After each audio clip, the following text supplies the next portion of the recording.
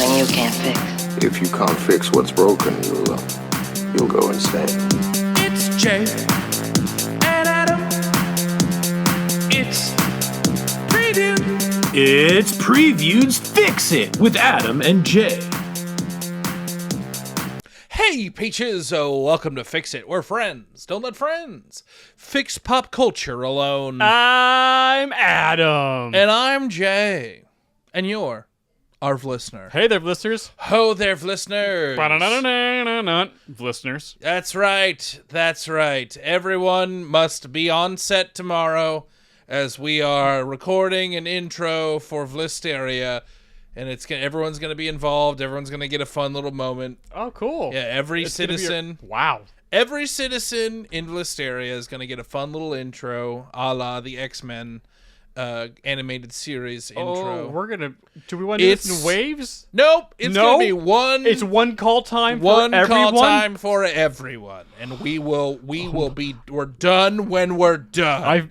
Can I be honest with you, Jay? Yeah. I've made that mistake in real life. Oh. On a production that I was running of calling everybody at the same time and then forgetting that some people didn't need to be used until later. It is a lesson I have never forgotten. I felt the most bad that I've ever felt. And how long was the shoot day? It was long. It was long. It was real long. I felt like... Did you just send people home? No, because we needed them. For what? You said we didn't need them. No, I would need them just later on. But you sent them home. Tell them come back at Oh, you just. I didn't, Jay. I was young. I didn't know enough. I didn't know. All right. But I learned. I had very nice friends. They do the mistake. They were very nice to me. Look, but they were angry. But if you've learned anything about the previewed model, is that we learn everything the hard way here at Previewed. And well, we didn't go to film school, Jay. No, not at all. But we're the ones filming stuff. We're the ones making things out here. Yeah, man. No, you don't have to go to film. You don't have to get, you don't have to have the little diploma to make stuff. You just have to make stuff. Just got to make stuff. Yeah, that's the first rule of making stuff. You just actually got to make stuff. Mm-hmm. Which I know sounds simplistic, but it's harder than you think. How do I get into stand-up? You just go start doing it. Yep. Get on stage. Should I take a class? No. Because you'll know if you're funny pretty quick. No, a class isn't going to teach you how to be funny. Anyways, what were you going to say? I'm just agreeing with you. Oh, good. Welcome to Fix It. Hey, everybody. I'm Jay. That's Adam. You may know us from the wildly popular YouTube channel Previewed. Getting there. We are hustling. We are clawing our way. All the arrows are pointing up and are in the green little circle. We're literally, that is the preview guarantee. We are doing the best we can. Sometimes our best, not very good. But this is our podcast, Fix It, where every week Adam and I take a piece of pop culture that maybe missed the mark, maybe didn't quite get there, maybe just threw a bunch of mutants at the wall, and we fix it. And this week, Adam and I are going to be fixing the third in the comic book installment. I don't know what I'm trying to say right now. The OG trilogy of X-Men X3. Yes. The third in the movie that almost killed the X franchise. X3 The Last Stand is what we will be fixing today. Truly one of my most disappointing movie-going ventures of my entire life. Yeah. Well, you should tell them why we're doing this one. We are fixing this one because currently the X-Men 97 is coming out in the reactor space, and it's creating quite a stir. So we figured we'd throw some more X-Men your way. Mm-hmm. If you have not seen our reactions to X-Men 97, I highly recommend them. The show is absolutely pulling no punches, and it's pretty incredible. But yeah, we're fixing X3 this week. But before we get into fixing X3, Adam and I have come to our most favoritist segment. It's all of yours at home's most favoritist segment. We took a poll. Mm-hmm. Some people have said they are tired of taking polls every week. Yeah, but that's too bad. That's what you get for living in Vlisteria, for being one of our fans and moving to our tiny little country. Mm-hmm. That's what happens. You live atop an eldritch god. Yeah. And you take polls every week. Sorry. There's a lot. But not sorry. Yeah, but we also we have really lax income tax. Oh, we do? And the corporate tax law is it's a dreamboat. I mean, move over, Delaware. It's a good place for small businesses. Oh, and how? That's why everyone's creating their corporations in Vlasteria. Oh, that's even though why. they're not technically here. It's kind of a little cottage industry we have, which see. is weirdly run by the Eldritch God we live on top of. So he's benefiting as well. Peach Thulu, yeah. Look, Peach Thulu is appeased by all of your PO box. Oh, you should tell people what the Peach Thulu's catchphrase is. Remember what I told you? I forgot. Oh, you forgot? Oh, to look upon me is to know friendship. That's right. Hashtag not a cult. Hashtag not a cult. Anyways, praise be the comma. We've come to Roll for Convo. It's a segment in which Adam and I have 20 topics of conversation provided to us by our producer, Brian, and I'm going to roll a 20-sided die to figure out what the topic of conversation in our first segment is going to be. Rolling a 9. Big 9. 9. Let's... Oh, boy. Let's talk pants. Are you a jeans person? Slacks? A b-ball shorts? Sweats? What's your pant of choice on a do-nothing day? Or on a shooting day? Anything goes in pants talk. I added that last part. But I feel like Brian didn't need to write it in anymore. Let's talk pants. Let's talk pants. Let's talk pants. Let's talk pants. I'm actually more interested in your take on pants.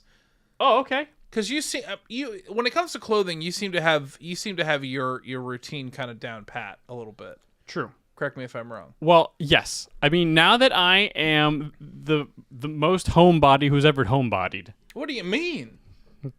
Everything just happened to fall into place where everything I have to do in my life can happen in these hallowed halls. These hallowed halls. Hallowed be that hallowed tubes. I don't have to leave the apartment anymore. Thanks, pandemic? I don't know. So for the past 4 years, I have been rocking the athleisure wear. Yeah. Pretty hardcore. Those times I did have to go out, I usually wear jeans, but my mom splurged one Christmas and got me the Lululemon guys slacks. Yeah.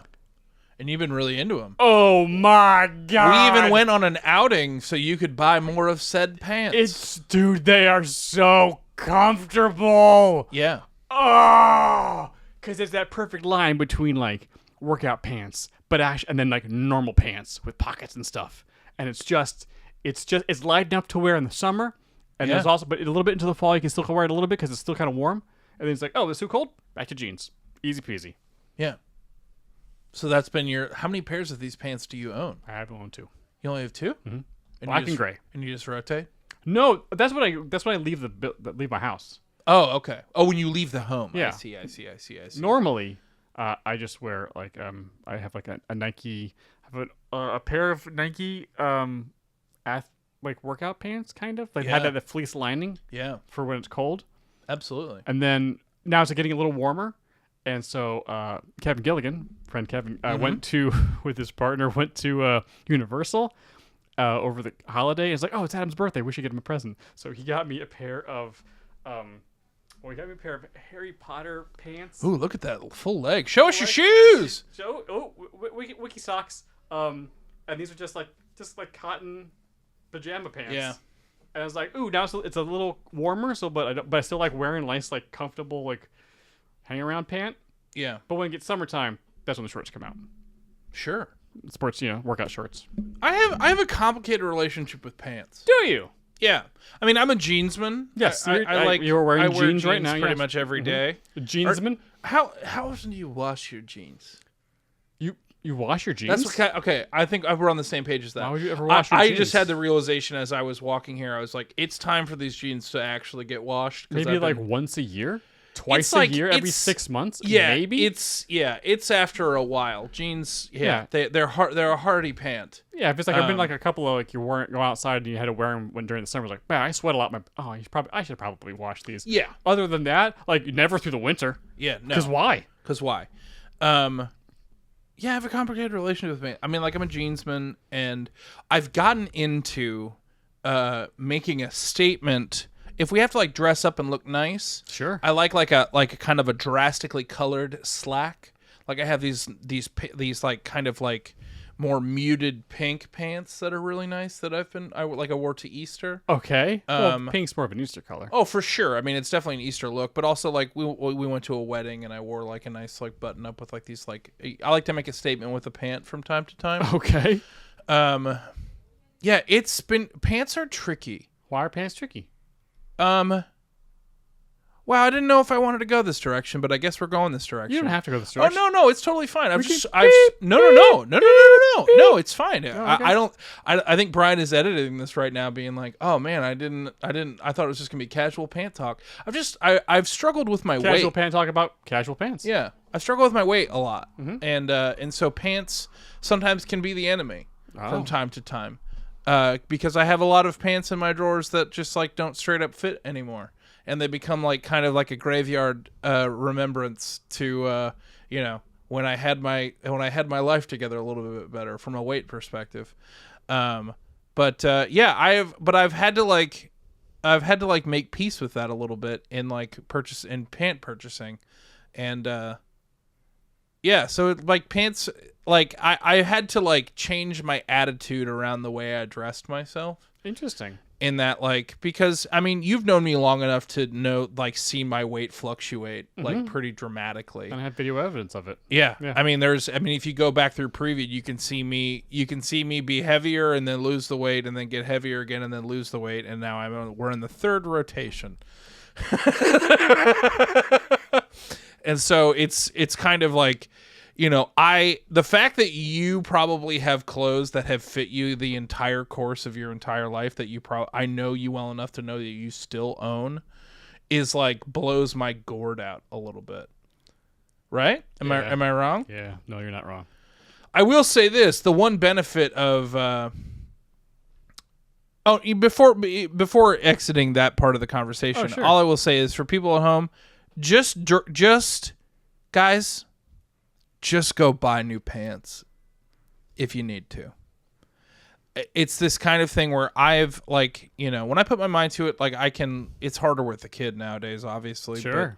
But, if I put my mind to it, like I can usually like kind of cut weight and get back into a lot of these stuff. But like just the whole concept of goal pants or goal clothing, just knock it off. Just go buy what you need to look good, wherever the stasis of your body is at that time.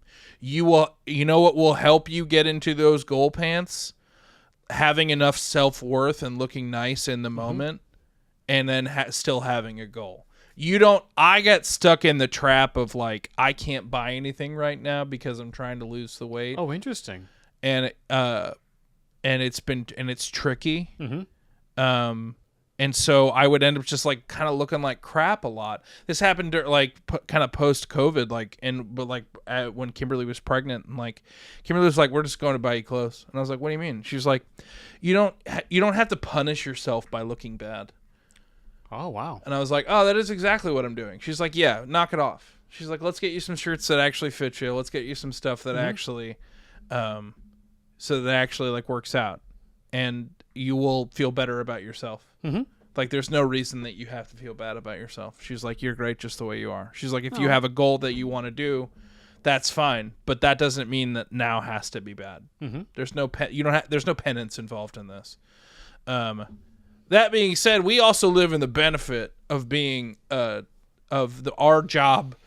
Our job's recorded, but it's only recorded from the waist up. It is. So Chaboy got really into, and this is not the best look, but it is how I like to live my life in the comfort of my own home, in my own domicile. Sure. And sometimes I bring a pair to change into when I'm here, especially if it's hotter. This is basically home, dude. Sweat shorts are my jam. I love them. They're great. I feel comfortable Especially and fresh and free. In summer when it gets a little warmer in the studio. Oh yeah. Oh yeah, man. It's the best. If you get like a well fitted and like comfy pair of sweat shorts. No, sweat shorts It's like sweatpants, but made into shorts. So it is the sweatpants material in short form. In short form. Oh yeah. Oh okay. Oh yeah. I love it. Oh okay. Oh yeah. Interesting. If I am just home for the day, right, and like working from home and taking care of the boy, I am in sweat shorts. Sure. Okay. Yeah. Not like a basketball short, like a knitted. Like no, I have some basketball shorts, and I can rock a basketball short. But I think they're called like mesh shorts or something like that. Yeah, but I would prefer a sweatpants. Interesting. Short. Yeah. Is there a texture thing? Is there is there? It just feels cozy. It just feels nice. All right. You know, I don't know. Yeah, basketball shorts. It's almost like too loose. It's almost too thin. Interesting. You know. Okay. I like a hardier cotton. Yeah. Between you and the world. Oh yeah. Okay. Oh yeah. Let me ask you this. Not sweatpants though. No, not sweatpants. No. Sweatpants are for sleeping in the cold times. That's about it for me. Oh, okay. Yeah. Interesting.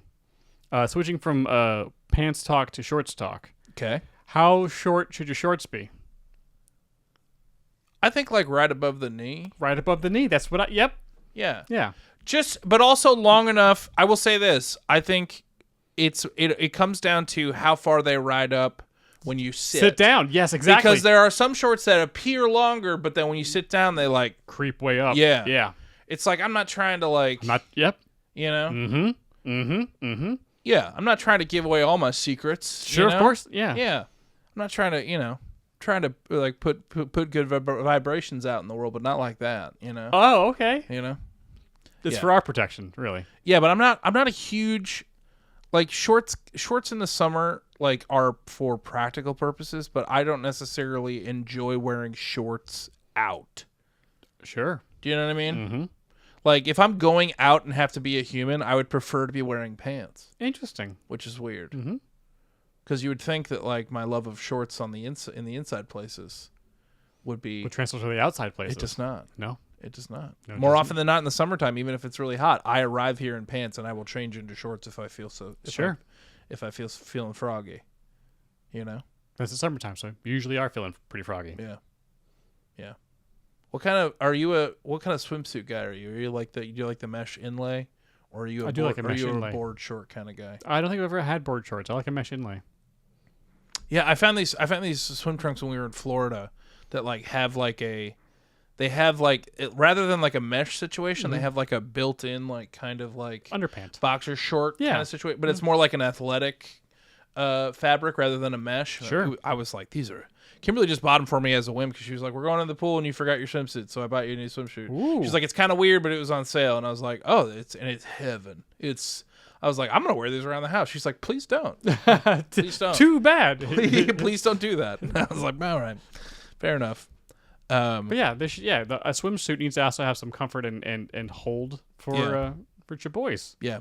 But are you a boxer or a brief guy? Let's just get into it. I mean, if we're doing it. Boxer briefs. Boxer briefs combo. Yeah. I was a brief guy when I grew up, and I realized there was a fatal flaw in that design. Switched to boxers. I'm telling you. And then it's like, wait a second. The best of both worlds. Boxers is just like, this is the thing. Full on boxers to me just feels like I'm not doing anything. Sure.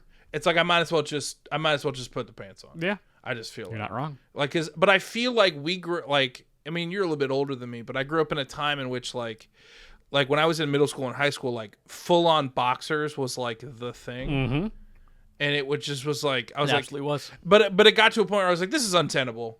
Like this isn't it. It's just not it. Well, there's a reason why briefs existed for so long. And then there was a fatal flaw in the briefs that's like, I don't like this anymore. This isn't comfortable. Oh, boxers. Oh, that problem's gone. Hooray. Oh, wait, boxer briefs. The best of both worlds. I'm going to be honest with you. Yes. I am a brief apologist. Really? Yo, dude. Sometimes you want a little tighty-whitey. You know what I'm saying? Yeah, we get boxer briefs. But sometimes you need the full-on support. Sometimes You're not getting full-on support from your boxer briefs? Not like a regular brief. Huh. You sitting there acting like... No, sometimes you just want it out of the way, you know? Sure, okay. Sometimes, bag it up. We gotta go. Okay. You know what I'm saying? Sure. Yeah. Interesting. But boxer briefs, the only reason I am a boxer brief man, and this is as a chunkier fellow, it gets rid of the chub rub sometimes, like the thigh rub, because that's, guys, like Kimberly was like, "Why didn't you're gold? Like, what's up this gold bond for?" I'm like, "That's to keep my nethers from turning on fire." She's like, "I don't know what to do with that what's happening right now?" And I'm like, "Oh, you're a girl. You don't get it. You don't get it. It's important." But yeah, but briefs sometimes can assist in that, but also partake in that. Sure. But yeah, pants. We did it. We did do it. Any other thoughts before we move on from our most favorite segment? I think I'm good. All right, me too. Well, that's been Roll for Condor, everyone. Everyone's most favorite segment. We took a poll. We should move into X3. We should move into X3, a movie full of people wearing pants. Wearing pants. And jumpers. And they're all X-Men wearing outfits. I will say this. An Angel only wearing pants for most of the movie. Wearing jeans. Like a total... And it just looks... It looks psychotic. Does it? Angel wearing jeans like that? Sure. Like, it looks like they made Angel like a personality hire at Abercrombie and Fitch. You know what I'm saying? Like, he's not good at it, but but wow, the abs. I mean, it was still basically the 90s when they made this film, even though I it was understand, 2006, but still basically the 90s. It was 2006. Oh my I think gosh. something like that, yeah. Something like that. Which is just 90s plus. New Game Plus. It's just 90s plus. Yeah. We did watch along this movie last night, and you showed up too. I did, yeah. Yeah, we watched X3 with the Discord in the watch along section. We do it pretty much every week. We're watching along something. If you have not joined the preview Discord, discord.gg/previewed, join the community. There's a lot of amazing people. If you're looking for your own set of internet best friends, it's a great place to find those people. But we watched along, and the one thing I did walk away from this movie was that I don't hate the outfits. Oh, no, the outfits are fine. I thought I was going to, and I didn't love the outfits in the first two movies, but this one like does a nice job of like at least it's the piping. It's the piping and like how Wolverine's like has like there's some everyone has their own little extra flair in the way that like it's not much, but it's a little, and it seems like it's the perfect medium between a comic book superhero's outfit and an actual. Oh, we're just a team of mutants that we're actually a squad, and we're actually going out to do stuff. Because like sometimes comic book movies can get bogged down in like what would it actually look like in real life. I'm like, I don't care. Put Wolverine in yellow. Just do it. Yep. I'm here to see that, not whatever your imagination like has to offer. Imagination's already been done. Just make that happen. Anyways, but before we move into X3, we should probably learn more about X3. We should. From our producer, Brian, in everyone's absolute most favorite segment, we took a poll, where Brian's going to tell us all about X3 and when he rolls that beautiful bean fun fact footage. Thank you, gentlemen. Producer Brian here, and today we're trying to fix the third X-Men movie, 2006's X-Men: The Last Stand. Directed by Brett Ratner and written by Simon Kinberg and Zach Penn, this stars all of your favorite X-Men like Hugh, Hallie, Ian, Famke, Anna, Kelsey, Elliot, Vinny, Rebecca, Patrick, and more. This movie cost around $210 million to make and made $460.4 million at the box office. Here are some fun bean facts. The original director and James Marsden left the project to film Superman Returns. All of the actors only signed a 2-movie deal, so the studio had to re-sign all of them for this movie. Matthew Vaughn signed on to direct, but dropped out due to the studio trying to re-sign Halle Berry using a fake script where Storm saves children in Africa.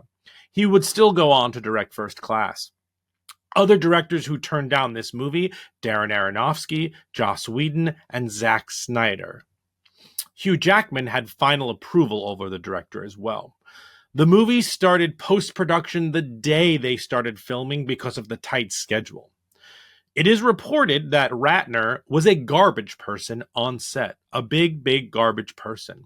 And if you care, this has a 57% on Rotten Tomatoes and a 2.6 out of 5 on Letterboxd.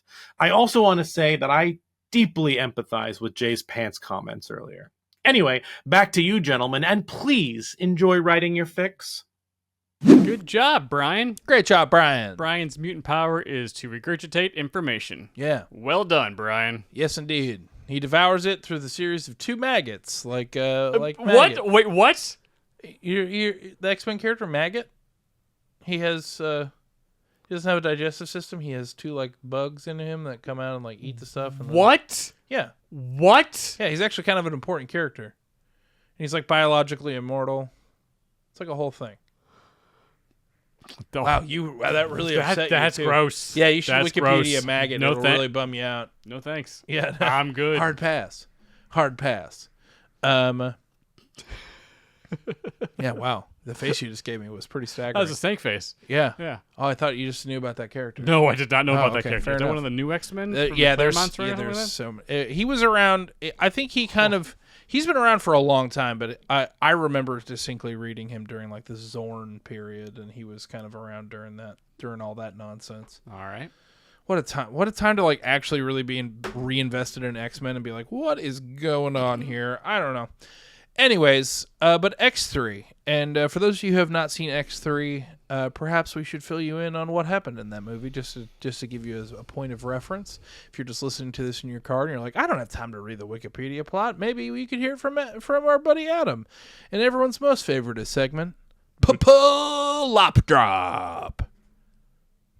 I heard what you did, bud. I don't know what you're talking about. Okay. X3. Yeah, this movie is terrible. Okay, we'll make this succinct. Everyone is still sad about Jean's death at the lake in X2. Yeah. Scott just can't get over it. Alkali Lake. Alkali Lake, I'm so sad. I want to go Jean. But all of a sudden he starts hearing Jean in his head. Oh no, what? I'm going to go back to that lake. I'm going to find her. She's there somehow. And then kisses him, kind of like how the evil girl from Elektra kissed Elektra. Oh, yeah. And she got all like deadified for a hot second. Oh, yeah. So Cyclops dies off screen. He's out of the movie. He gone. Great. Jean is back, but we now learn that Jean has an alternate personality in her. That's the Phoenix. It's not the space entity. It's just it's been in her the entire time. They don't show us that in any way. It is merely told to us in a full-on, 5-minute lore dump from Professor X to Wolverine. Mm-hmm. So functionally, no one else is even told what's going on. Nope. Anyways, it's quite bad. It's terrible. So Jean's back, and everyone's like, "Oh my gosh, she's got multiple personalities now." What do we? Scott's dead. Oh no, what do we do? Meanwhile, somebody figured out the cure to the X gene, and it turns out basically it's leech, and they've somehow synthesized some type of cure for mutantism off of his blood or something, I guess, whatever. Yeah. And Magneto, of course, is like, hey, there's nothing wrong with being a mutant. There should be no cure because there's nothing wrong. Yeah. And so there is your ideological differences with things. So Magneto forms an army of bunch of extras to storm the building where the cure is being made. Just happens to be on Alcatraz Island. Because the 90s and 2000s, Hollywood just they loved had Alcatraz, it out for Alcatraz. They loved Alcatraz. They were like, get us out there. We love it. So Magneto, a bunch of nameless, faceless, red shirt mutants, and a couple of mutants that Pyro was one of them. Spike was one of them, sure. Maybe. Yeah. And a couple other people. Oh, and not a mutant, Juggernaut showed up. Yeah. Multiple Man was in there, and they have a big fight on Alcatraz. Magneto moves the Golden Gate Bridge to bridge the Which mainland. I looked up during the watch along. It is long enough that he could have done that. Oh, I was is like, it really? Is that unfeasible? I was like, no, they actually could work. Okay, cool. Yeah. I guess. It's interesting enough. And then the X-Men show up to stop them because Jean's on Magneto's side and everyone fights. Some interesting fights. But for the most part, it's all just faceless goons getting smacked around. There's no tension in this fight whatsoever. I guess I'm just not clear what look, him lifting the bridge is the only cool thing that happens in this movie. Yeah. It's pretty rad. Mm-hmm. And I just think Ian McKellen's Magneto from Jump is incredible. Yeah. He's the best part of the movie. Yeah. I don't understand why you would need to use the bridge to do that unless you're just trying to send a message. I think he's just flexing. But you just built a way for your enemies to reinforce true. Get there quicker in a way that I was like, why not just put it the other way? If you're planning on using the cars as bombs, that was interesting, but maybe we should have led with that instead of throwing all these other mutants to the meat grinder. Who never used their powers. Who never used their powers. They're just running. All of their mutant powers are running in and yelling. It's just it reeks of like we just had a bunch of extras and this is what they're doing. Yeah. So Magneto, the X-Men stab Magneto with a couple of cure needles so that he doesn't have access to his powers, and the day is saved. Or the status is quo. Oh, well, you're also forgetting the big ending part where Wolverine kills and Jean. then Jean, the cure storyline ends. And then Jean's like, I'm going to kill everybody, Thanos style, years before Thanos was here. And then Wolverine's the only one who can stop her because he can regenerate as much as she's trying to disintegrate him. And so he stabs her. And then Jean dies. For real this time. And it's so sad. Yeah. And then the movie is over. Yep. And Charles at one point dies in the middle of the movie because he got Thanos. But then he's not dead because he transferred his brain into a person who was in a coma that happened to be with Moira McTaggart. Yeah, they set that up earlier. They did. That's not, yeah. But, yeah. Yep. That's X3. X3. Oh, boy. It's really bad. Yes. It's, like, terrible. Well, I have been, like, meditating on this movie a little bit and, like, thinking on it after we watched it last night. Mm-hmm. And I was like, Matt, I was like, this is a Phoenix movie, but she's barely in this movie. Like, barely. I think Phoenix has like 4 lines in this movie, and I'm not even joking. Like, it's not there. She barely has any. There's barely any dialogue. She kisses Wolverine in the thing, and he's like, it's not you. It's like, yes, it is me. Kiss, kiss, kiss, kiss, kiss. We just don't understand her. Get out of my head a bunch. We don't understand what her character wants really at all. Yeah, no. We're just told what she is, and then she's around and kind of scary. Yeah. They just kind of wanted to say that they had Phoenix in this movie without really doing it in without any capacity. Even coming close to trying to because do it. You take her out of this movie completely. The movie's the same. This movie's maybe better. Oh, it's absolutely You better. know what I'm saying? Yeah. She doesn't need to be in this movie. Yeah. But at the end of the day, it's I was like, Phoenix is barely in this movie, and it's a Phoenix movie. And then I was like, no, look at the title has nothing to do, doesn't mention anything about it. Nope. Like, this, it reeks to me of the studio said we have to have Phoenix in this movie, so we put it in. Yep. And it's like, everyone here is under contract. They have to be in this movie. Put them in this movie. Also, we have never known really what to do with Jean Grey at all. Nope. No, even the comics have never really had the amount of things that they put Jean through were just like, does this make her interesting? Let's give her a clone. Does this make her interesting? Let's give her a cosmic force that empowers her. Does this make her interesting? Not particularly still. She's no Emma Frost. Who's immediately interesting. Yeah. Yeah. Emma Frost, like, literally opens the door and we go, ooh la la. Well, and that's not just because of her outfit. She's an intriguing character. Yes. Like, there is a reason that, like, we moved away from her from like in the comic books and stuff. It's like, oh, we'll make her Cable's mom. Is that interesting? Well, it's not technically her, but like, come on, guys. Yeah. This movie like kind of forsakes everything that the first two set up. X2 is still, to this day, one of my favorite superhero movies ever made. I love X2. I think it had a lot going for it.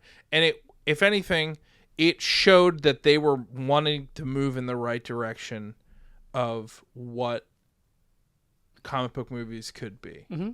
And it's like, cool. Well, let them be superheroes. Let them do the thing. Mm-hmm. The first X-Men movie, Wolverine like barely uses his claws. Barely, yeah. Like, it's not even an issue. And it's like, you have a character who has blades in his hands, and that's why we all showed up. You're telling me that you don't... What? Stink. Let's go. Yeah. It's when in X2, when Wolverine just absolutely impales that dude on the fridge when they're invading the school, it was like, oh, snap. Yeah, this is awesome. I love this. Yeah, stab that guy. You know, and you're like, oh, should I feel bad about that? No, it's Wolverine. That's what he does. He's the best of what he does. His powers are knives. Someone's getting stabbed. It's just... And then this movie came out and just kind of ruined a lot of momentum that anyone had for comic book movies. Because this was like, this and Spider-Man 3 both just absolutely killed whatever. Not it. We were on the right track. Mm-hmm. Like, people are like, "Oh man, Iron Man was such a great movie," and I was like, "It wasn't supposed to be. Nope. It was a freak of nature that movie came out. Like we were not like Christopher Nolan's Batman's like kind of changed the narrative a little bit, but they also existed in their own. They had their own thing going on. We hadn't had like a big blockbuster superhero movie that was like trying to be something more until Iron Man, and that movie should have flopped. That movie should have flopped from the momentum we had going through, and like yeah. So this movie really frustrated me. Yeah, because no one had anything to do. Nothing happens in this movie. We can go through this real quick. So I'm pointing to the screen for those at home only listening to this. Wolverine's journey in this was, I love Jean. Sure. And I'm the only one that can kill her. Yeah. I guess. The other main character, Storm. Also in this movie. Decides she wants to maintain the school? I guess. But even she has to be convinced of that. She's not. She's barely in this. She's barely in it. Jean is just a MacGuffin. Yes. Scott was written out immediately. Yeah. Scott was killed immediately. Kitty Pryde is new Rogue. I guess. Rogue is like, I want to leave. I want my powers gone. I'm in 2 scenes and I'm out. And that's where the ideology of this movie gets a little wonky. I'm not sure ideologically what we're fighting for. When they show up to like defend the mutant, like the guys with the mutant killing guns. Yes. I was like, are we really fighting for these guys?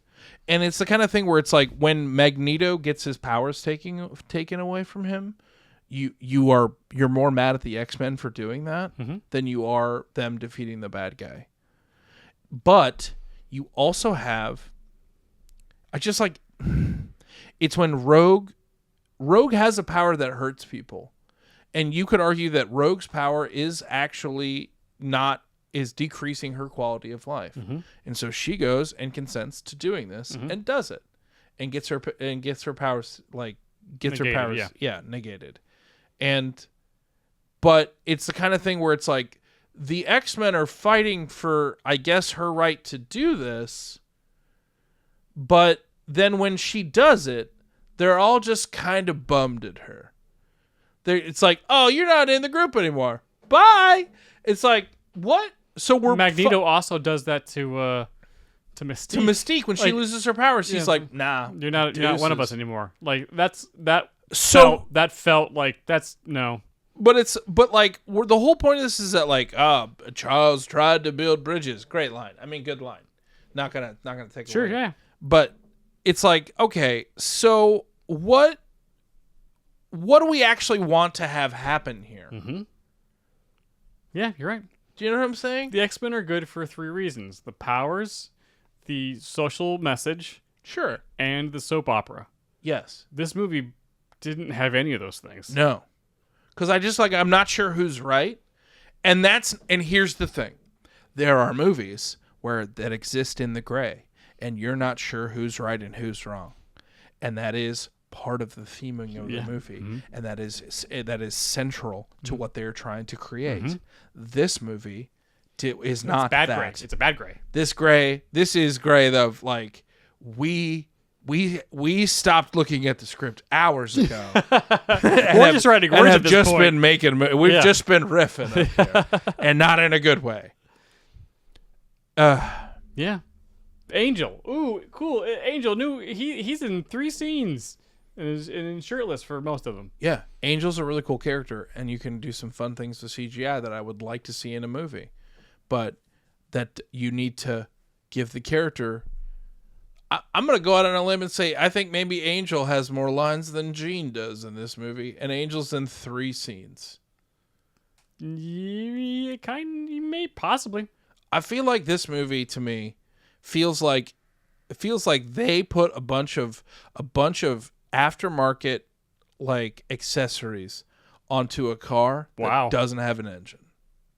Well, here's the other best thing about the movie. Beast is awesome.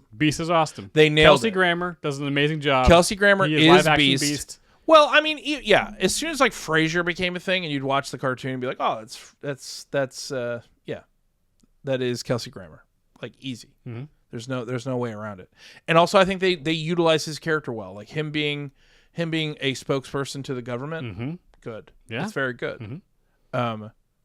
But other than that, there's nothing here. There's nothing here. There's nothing here. There's nothing here. And it's like, but it's also the kind of thing where I'm like, I've been thinking about fixing it, and I was like, okay, well, we take Angel out, great. Angel's are gone. He doesn't need to be in it. It's not Ben Foster's fault. Nope. It's like the dad of the company doesn't have to be his family's company. You know, it doesn't have to be that. You take Gene out of this movie. There's a lot of stuff you can take Cyclops out of this movie. There's a lot of stuff you can remove from this movie. But as you remove more and more and more, it just reveals the fact that there's just not a lot here. No. So it's like, I'm like, well, subtracting is not necessarily the easy fix here. Unfortunately. It's like this needs kind of like a whole rehaul. Well, if we're moving into the fix, I think that we should, because there's, you guys can watch this movie again. It's on Disney Plus. What this movie really needs is an actual message at the core of the film. Yes. What the hell's going on? Mm-hmm. What are the X-Men fighting against? What is the social problem that they are up against right now? Yeah. The first one was just kind of acceptance and kind of like, Rogue and Wolverine's journey into the X-Men. Yeah. And Magneto being like, well, if you guys have a problem with mutants, I never want this to happen again. So then everyone's going to be a mutant, which is kind of like, okay, you know what? Sure. For like a first run movie of like a major comic book franchise that we've really seen in cinemas. That's fine. The second one, mind controlled mutants to try to like get them to be on people's bad side, so Trask can like have more access to like Weapon X and like other government things to put like the kibosh on mutants. Kind of like the kind of Mutant Registration Act. A little bit something like, kind of along those same lines. X3. What problem are they up against? What, like, the cure is not the worst idea, but it was just not handled well enough to be like a quandary that two sides of that Magneto and Charles could argue against as they were trying to figure out what to do about it. Yeah. So while like a good, I mean, the cure could be like a good B plot line.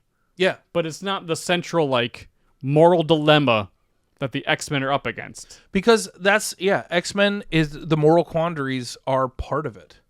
You know, like it's obviously like it's a pretty thinly veiled allegory from time to time, but that's kind of what we come to expect. That's with what X-Men. has made X-Men 97 so good. Like, yes. it's like you guys, you know what this scene is, right? They aren't playing it like they know know exactly what they're doing, and they cut right to the quick with it, and they're saying, like, to quote the episode from today, they are saying the quiet thing out loud, like a lot, and I appreciate that. I think it comes down to we have a movie, this first movie, where X-Men are just trying to announce themselves to the world, like that mutants are here and we're okay, and I think they do that, and we're here to help, and it's like there's a way to do that, and I think in the second movie, it's like, oh, there are people here that like want to control us, and then in that movie they find out that they can't, and so I think this third movie moves into, well, if we can't control them, we need to be able to police them. And so, like, it's. I mean, we talked about this earlier, but it's got to be Sentinels. Yes, the actual answer to this movie is the Sentinels. It has to be to be, and I'll be even Days of Future Past, which is really cool, that we still have not gotten a good Sentinel movie yet. No, we just haven't.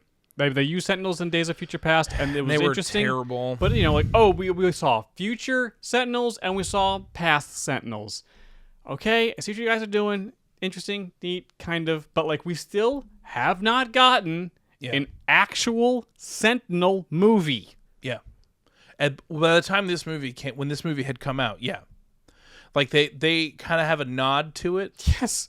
In the beginning, but it's when so they're in frustrating. The danger room, it's but like, it's so annoying. We know you're fighting Sentinels, but we're not going to show them. Oop, here's a CG head. Cool, huh? Okay, on with the story. It's not about Sentinels. Away! Boo! Yeah. Boo! You did the fastball special. Cool. No, we're not doing that again. When he does it, it's going to be dumb and fail. Cool. Boo! Something you build up to that. Boo! Yeah. It's got to be Sentinels. Yeah. I would agree. I mean, we talked about Sentinels, or my fix in when we did Dark Phoenix was a Sentinel fix.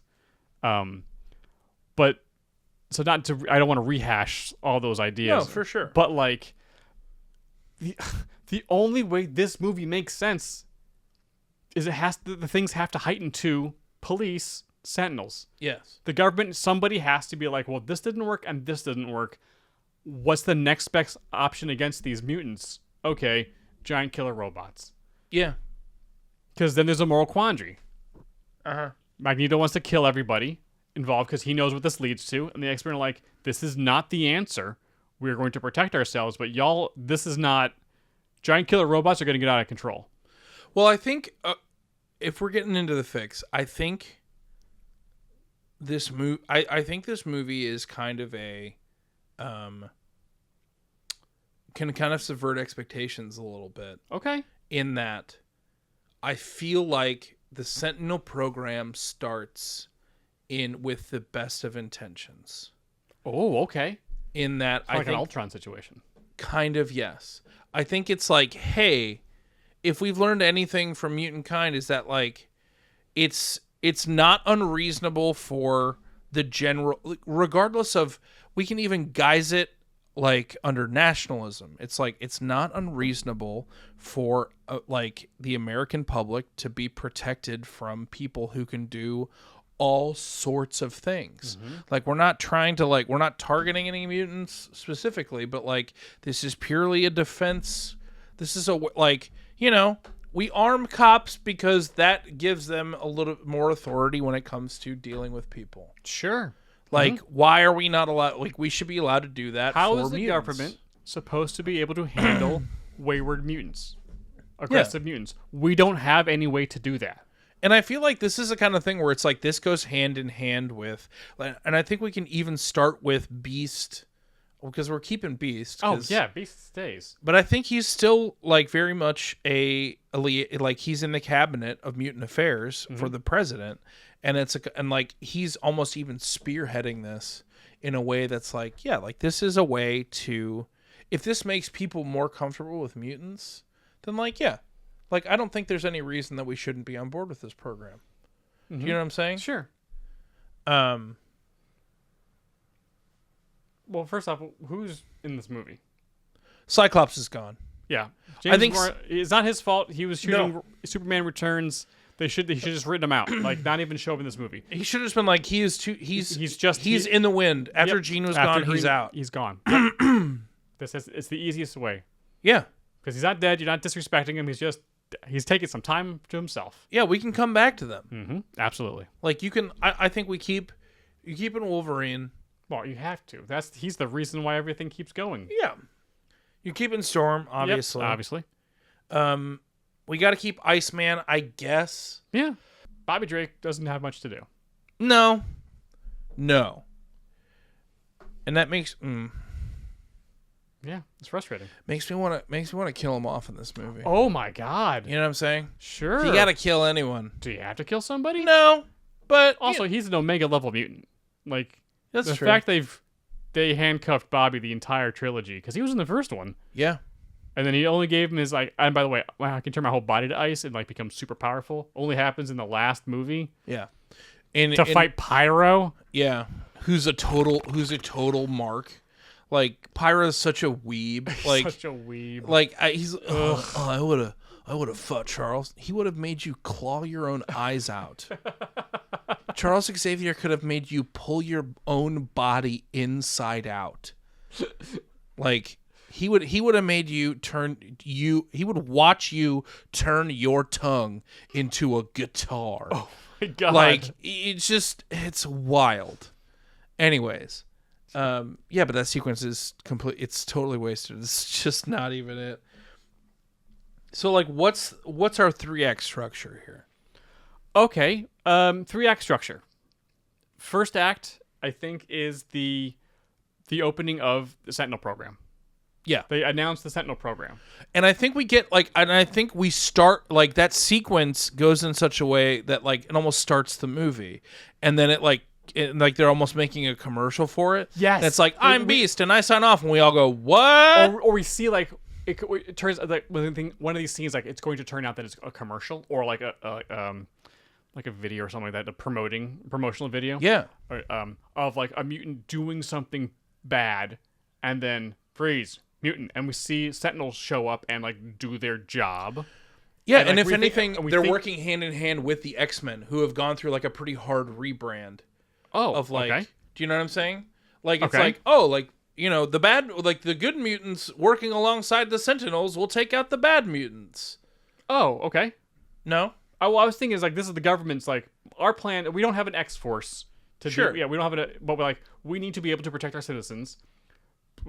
This is the best we can come up with. Sure. Big giant robots. Okay. So this is the Sentinel program to protect the American public against would-be aggressive mutants. Yeah. And we see someone do it, but it turns out it's an actual propaganda, not propaganda, but a video about this is the program, blah blah blah blah, and we can see Beast being Beast from our mutant agency. This is we've worked hand in hand with the president. This is, and I think that's when we see the X-Men see the video. And then Magneto sees the video, and he's oh, wait, what? Because they're Beast, you were a part of us. What are you doing? This doesn't seem like... The X-Men are like this? I think they're wary. Yeah, but I think they're wary, but I think this is also... Charles would know this is going down, and probably be into it to some degree. And I think this is the kind of thing where it's look, this is the kind of stuff we're just going to have to work around. This is the next step of humans trusting us, and we're just going to have to trust that it's going to work. If this is what it takes for us to live openly, then, it's the first step towards something. Okay. And I feel like there are going to be some ideological differences, mostly probably Logan and Professor X are kind of at odds about it. He's this isn't, more cops is never the answer. Mm-hmm. And Magneto's, on the other hand, is oh, I know where this leads. Yeah. Yeah, this is the first step towards something terrible. Yeah. This has to go immediately. Do you think the X-Men take Charles off the board, the comics and the movies and stuff, try to take Charles off the board as quickly as they can because he's just too powerful? From a narrative perspective, he's hard to ride around. Just because of his, his ability to be able to short circuit people. He can just be, in the first movie, he just stops everyone in that building from moving, and it's he just mentally snaps everyone out of there. I mean, I think so, but Charles is he's kind of like Superman. He's holding himself back. Sure. And but Charles is important because he has to be the driver of a point of view. Sure. Magneto being the other, Wolverine kind of being maybe a third little, from not fully on Magneto's side, but kind of more a little bit somewhere in the middle, but more towards Charles a little bit, because we need people to be there to aggressively talk about their point of view and the moral quandary on each side, because that's what makes these movies so good. That's what's making the cartoon so good. Yeah. So we need Charles there. Now, okay. So we started with the Sentinels. Mm-hmm. We started with this commercial situation. And everything, it's for the most part, everything's fine. Yeah. The X-Men are a little bit wary, but willing to go along. Charles is we can kind of see how this plays out. Magneto's absolutely fucking not. Absolutely not. No. This is going to lead to a genocide. No. This is how things start. Nope, nope, nope, nope, nope, nope, nope. I've seen this before. Yeah. So Magneto, I think he knew the same thing he did in the actual X3 of just no, this is I need to start an army. I need to recruit to get as many mutants together as possible because they're going to come for all of us. Yeah. As soon as this program is this works, these robots can stop us. They're coming for us. Yeah. They're not just going to let us exist. Nope. This is the first step towards, how Charles is saying this is the first step towards humanity trusting us. And he's no, this is the first step towards humanity eliminating us. Mm-hmm. I know how this goes. Mm-hmm. And Beast can obviously kind of be hey, no, our intentions here are pure and good. We are trying to find this middle ground area. Yeah. And and he's trying to because I'm sure this, the end of Act 1 is, of course, a misstep. That somebody, a mutant dies. Yeah. When they're not supposed to. In like an arrest or something like a sentinel gets programming changed just enough or something where they execute a mutant instead of just arresting them. Yeah, or they like misconstrue something, or there's some kind of situation where like goes horribly awry. So then, how does Magneto respond to this? Because I feel like as goes Magneto's actions, so goes X-Men's response to them. I feel like sometimes that's the best way to write the Magneto and the X-Men. Like, just have Magneto come up with the plan, and the X-Men will just play defense. Oh, sure. I think he goes, well, I was just proven correct. So, like, we have to take him out. Yeah. This whole program's got to go. And the people involved got to go as well. If we're playing movie Magneto, not First Class, the original trilogy. Yeah. He's like, no, we're going to kill these people. Yeah, they're gone. Yeah, we have to kill them. They're done. Because Charles, we need to kill the people who made these Sentinels and get rid of all the information. This can't be. If this technology exists, we are all in so much trouble. We're all in danger. And then Charles would be like, well, we can't just go around killing people. Yeah. Like, you see this, you're proving their point. Okay. So, like, I hear you that this person should not have died and we should mourn their loss, but like, this is not more violence is not the solution here. Yeah. And I believe it divides the mutant community. Because, like, what are we supposed to do? What are we supposed to do? These robots can kill all of us. And it just did. And what's to stop them from doing it again? Yeah. And then part of me is thinking that, like, this leads to a situation where obviously, like, Magneto does something and probably hurts a good amount of people doing so. And in response, the government is like, we need to, like, Magneto's got to go. Like, he escapes with his Brotherhood. And they're like, we need to, like, the government is like, we need to counterattack. And we're privy to it because of Beast and Professor X. And Charles is like, send, if you have to send Sentinels, send my team along as well. Because, like, there is a good shot. Like, Sentinels don't know how to end things peaceably. Yep. But if you send the X-Men, like, there is a good chance that we can talk Eric down. Right. And I think we get ourselves into a situation where we have the Brotherhood fighting the X-Men and the Sentinels together. And there is, like, a pretty handy victory from our X-Men and these Sentinels.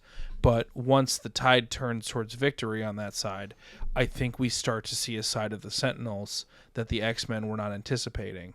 And I think we see the government overreach with their use of Sentinels, and it gets to a point. This is their best opportunity to take out both.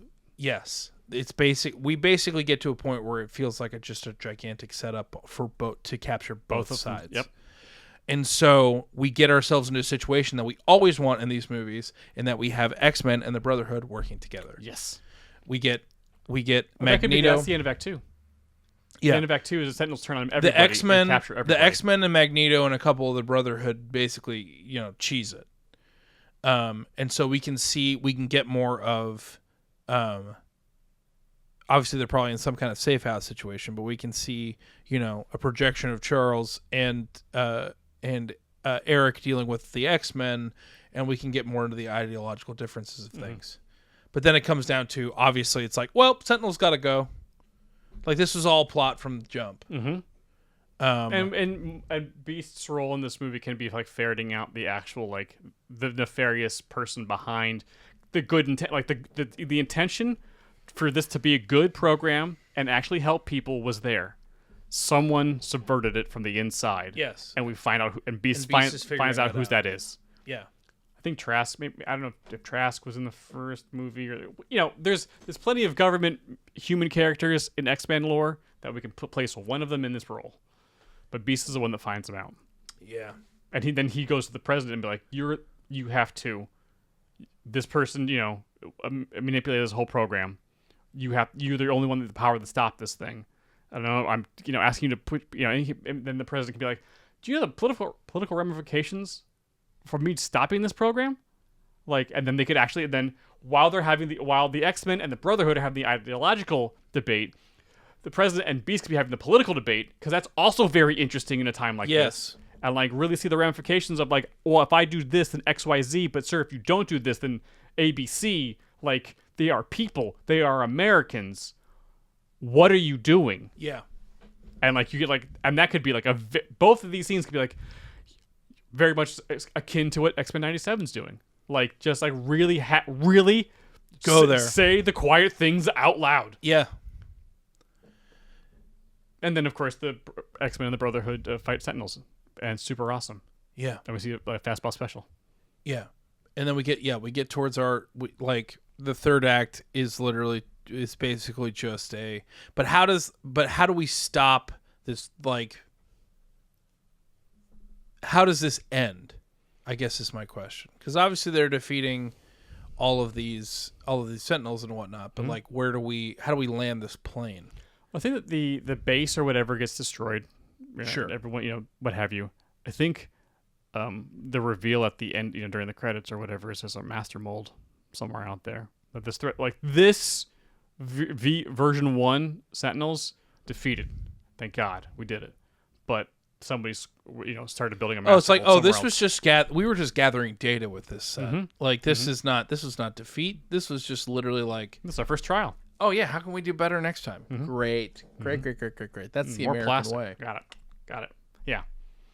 But I think this is the big fight, and they, Beast's able to get the president to stop funding or what have you to the thing. Out's the bad guy. X-Men and the Brotherhood fight all the Sentinels, and it's awesome. And that's what Act 3 is just awesome. Let them let loose, man. It's the third of the movie. It's rip. the trilogy. Let them freaking go. Yeah. And it's awesome. Some of the mutants got captured. The ones that are freed come save the ones that got captured. Everyone fights together. It's super awesome. Everyone's combining powers. Shadowcat's like jumping through, phasing through Sentinels. Oh my God!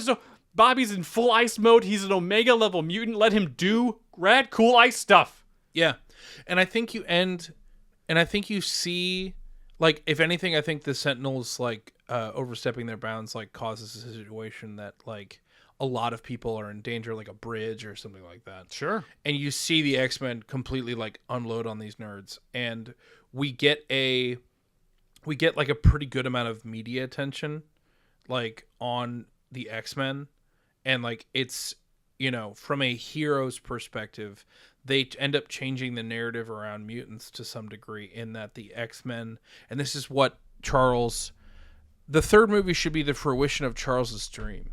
In that, like, or at least a huge step in that direction. The X-Men become kind of the paragon of we can coexist. And I feel like that's where you got to end your movie. And it's like with these trilogies, it's like we could have made more X-Men movies in this. Like, Days of Future Past was awesome. Yeah, that movie ruled. Like, you can set us up into a situation where it's like you can kind of close the book on this trilogy, but set yourself up for more. Absolutely. And that, like, the end of this movie, I feel like it's like,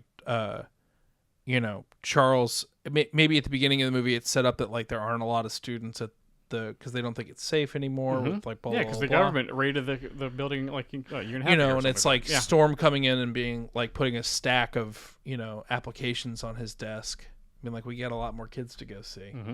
Like that's how you end that movie, because it's like, oh yeah, there's so many guys, look up how many X-Men characters there are. It's staggering.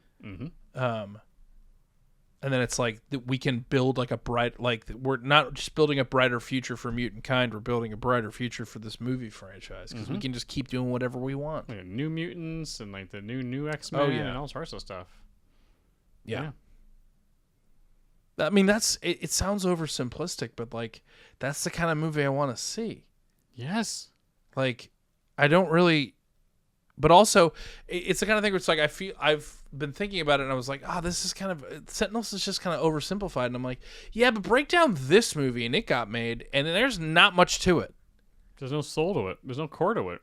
Like, if you just stuff happens. Yeah, it's also just got too much like fluff. Yes. Not to make a feather pun, but it's overstuffed down. Yeah. So yeah, I mean, everything, it ends on a bright note, and then during the credits, we can have Scott find Jean. Yeah. Just like, and it's a quick scene of just like, Scott being around the lake, and then have Famke Janssen just come up behind James Marsden. It's like, Scott? It's like, oh my God. Cut. Because, oh my God, what just happened? Why is she here? She shouldn't be here. Bum, bum, bum, bum. Yeah. And it could be Madeline Pryor. And it could be Madeline Pryor. Wouldn't it be awesome if it was Madeline Pryor? Could be Madeline Pryor. And you just map Mr. Sinister onto whatever the Weapon X program was working on, just making an offshoot, and just be like, oh, well, Weapon X found her again, and they sent her to Sinister, and then we go from there. Yep. And then have like a master mold out there somewhere, or just scientists being like, oh, that was interesting. Oh, well, the first trial, we did pretty well, but Yeah. we can see room for improvement. Beep, beep, beep, beep, beep, beep. And these have giant glowing eyes in the background, just like, oh, is that a master mold back there? This isn't over. You're welcome. Yeah, that's it. That's all it needs to be. Oh, you know what X3 could have also... Oh, did they kill him in that movie, in the second one? What? No. Who? What? What, did it kill him to keep Nightcrawler? No, he's not dead. Yeah, he's alive. He's alive. He was awesome in the second one. He was awesome. Where did he go? I don't know. Where did he go? Back to church? Maybe he was in church. Okay. It was a long retreat, maybe? In Germany? I don't know. I just think there was no reason that he wasn't in this movie. Maybe Alan Cummings' price tag was a little high, or he didn't want to get in that makeup again. That was extensive makeup. So what? Okay. Okay. You sign up for that, All I'm saying is Ron Perlman did 8 hours of Hellboy makeup just to go visit a kid in the hospital for his Make-A-Wish. Did he really? Yeah. Oh, wow. It's a really cool story. Yeah. Yeah, some kid was his what Make-A-Wish was me Hellboy. Oh, of that's all so things. awesome. Yeah, and so Ron Perlman got like the whole. Yeah, it's really sweet. There's a good picture of it too. Aw. Yeah, it's really wonderful. I'm like, if he can do that, you can. Come on, you're Nightcrawler. Bam, Bam, baby. just do it. Yeah. It's the kind of thing where it's like we've done a lot of this, and I wish we had. Part of me is like feels bad that we don't have a little bit more of an elegant fix, but honestly, I think it's not that hard to do X-Men. Like this, they almost overcomplicate it too much. They overcomplicate it too much. Because there's so many characters and so many storylines, it's easy to get bogged down. But it's just like, but also we want the soap opera. Like, I'm like, oh, there's not enough here. I'm like, yeah, that's where you put all the interpersonal stuff that's going on. Mm-hmm. Like, that's where you put, like, we can have characters that, like, having serious conversations about, like, well, I kind of agree with Magneto here. It's like, I don't, like, maybe you have a character switch sides. Mm-hmm. Like, maybe Rogue is like, yeah, you know what? No. Like, I've been hassled my whole life for my powers. Mm-hmm. Like, I'm not going to sit here and just take it. Like, you have, like, hell, we could even do, honestly, you made Rogue the main character of the first game. Mm-hmm. Let's give Rogue her power set. Her actual, like, later on power set. Mm-hmm. Let's figure out, I don't know if you can't do it the actual comic book way because there's characters that don't exist. Right. But, like, let's give Rogue a trilogy here. Let's have Rogue go over to Magneto's side, and he's like, "Oh, we gotta, like, if you really want to take out these Sentinels, like, Mystique will, like, could probably figure out a way to, like, make that happen for you." And and we build that Rogue Magneto Mystique situation. Mm-hmm. That's a great B storyline. Yeah. And then we get a Rogue who, still steals, but now she can fly and calls everybody sugar, and it's awesome. Rogue rules, man. Like, do you know what I'm saying? Like, that actually gives a very poetic trilogy to this character that they put in the forefront, which I don't totally disagree with. Sure. But then they replaced her with Kitty Pryde in the third movie, and then barely used her. But we did get I'm the Juggernaut, bitch. So there was that.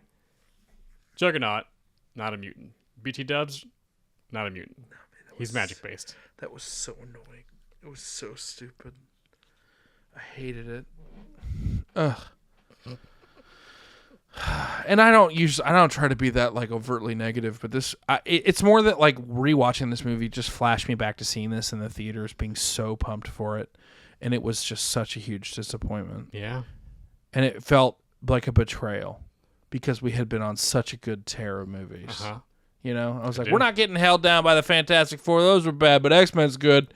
We're okay. Oh, man. No, we're not okay. Oh, everything sucks now. Well, there was some... yeah. Well, I think we did it. We did do it. It's oversimplistic, but I don't care. X-Men can be complicated when he wants to be. No, how about rule of thumb for X-Men? How about this? Rule of thumb for X-Men. When X-Men is in a show format, be as complicated as you want. Go for it. You got the time. If it's a in a movie movie format, you gotta keep it simple, stupid. Keep it simple. Yeah. It's the KISS formula. Just keep it simple, stupid. Just get your main characters. Maybe have a couple people in the background, but just fill the world out in the background, whatever. But you got to keep it simple. There's not enough time in a movie to do all the things that X-Men need to do. So keep it simple. Now I'm just getting excited about the concept of movie Rogue having her other powers in a way that makes me. That's cool. That would be awesome, and a very very poetic end too. Interesting. Okay. And then you have Iceman go full Iceman to fight Rogue. Like the two of them get into a spat because they're like dating, but then she leaves, and he feels betrayed, and she's just like, you just never really embraced what you're truly capable of. And he's like, I'll show you what I'm capable of. That's good. That's good. He's sliding out. Yeah, man. He never slid. It's so He stupid. never slid. That's the whole thing. Never slid. That's the the thing. whole thing. I don't need you. Yeah, that's cool that you changed your whole body to ice. I need you to make this. That's. I'm just even thinking about it. That's the good shit. You know what I'm saying? That's good. Ooh. Bobby Drake just sliding in. Yeah, baby. It's cold as ice. Bit of ice. All right. Well, thanks for listening to our show. We've had a lot of fun talking X-Men with you guys and talking about, talking underpants, just talking underpants. we're adult men talking about underpants on the internet. But you guys know what to do. If you're listening to this wherever you catch your audio podcast, if you wouldn't mind leaving us a nice little review, maybe 5 stars, please. And if you're catching this on YouTube, like most people, you know what to do. Like, subscribe, hit that bell, do that YouTube that you do so well. And next week we're going to be covering... Next week we are going to be covering... I have it here. It's loading. Oh, that's right. Yes. We're going to do our own Tales of the Jedi next episode. We're going to be pitching our own version of a Tales of the Jedi show. So, like Tales of the Jedi, Tales of the Empire, Tales of... Just something in the Star Wars universe. And if you're unaware of what that property is, we are basically going to be pitching a little mini-series of small Star Wars stories that we would like to see in an animated format. Which that should be really fun. That should be, because there's a lot of options. We'll probably have a couple different pitches. And there's nothing really to watch for a watch along on Discord, and the watch along group will be very happy that we can watch whatever we want. Whatever you want to watch. They don't they're like, why do we always watch the bad movies? I was like, because that's what this whole show is about. We don't want to watch the bad movies. I'm like, well, I gotta watch them, and if I'm gonna do it, I'm gonna turn it into something else. You know what I'm saying? I do know what you're saying, Jay. But as we end every single one of these episodes, heartbreak feels good in a place like this. It's the slow needle full of the pure leech juice that you don't see coming. Beast came out of nowhere, just like, there's 4 of them. Yeah. Also, it's like, I understand it cures immunity, but like, we gotta make sure he doesn't OD. Like that was true. too much. Is it too much? I don't know. All I will say is the scariest thing about that was not being cured of my mutanism. It was just like, you guys have grenades that just shoot needles in a way that bums me out.